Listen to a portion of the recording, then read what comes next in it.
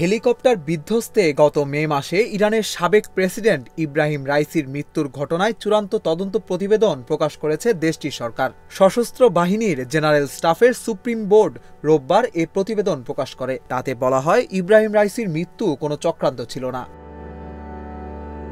ইরানের রাষ্ট্রীয় সংবাদ মাধ্যম IRIBর বরাতে কাতার ভিত্তিক সংবাদ মাধ্যম আল জাজিরা বলছে, হেলিকপ্টার বিধ্বস্ত হয়ে ইরানের সাবেক প্রেসিডেন্ট ইব্রাহিম রাইসির মৃত্যুর জন্য বৈরী আবহাওয়া দায়ী বলে জানিয়েছেন তদন্তকারীরা।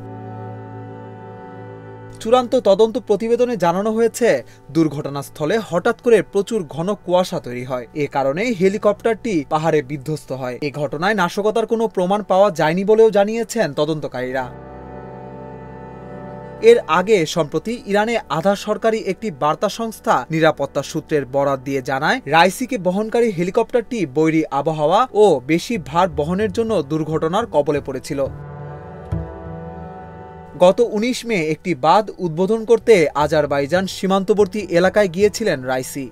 সেখান থেকে ফেরার পথে পূর্ব আজারবাইজানের জোলফা এলাকার কাছে প্রেসিডেন্টকে বহনকারী হেলিকপ্টারটি বিধ্বস্ত হয়। ওই ঘটনায় প্রেসিডেন্ট রাইসি ও পররাষ্ট্রমন্ত্রী হোসেইন আমির আবদুল্লাহিয়ান নিহত হন।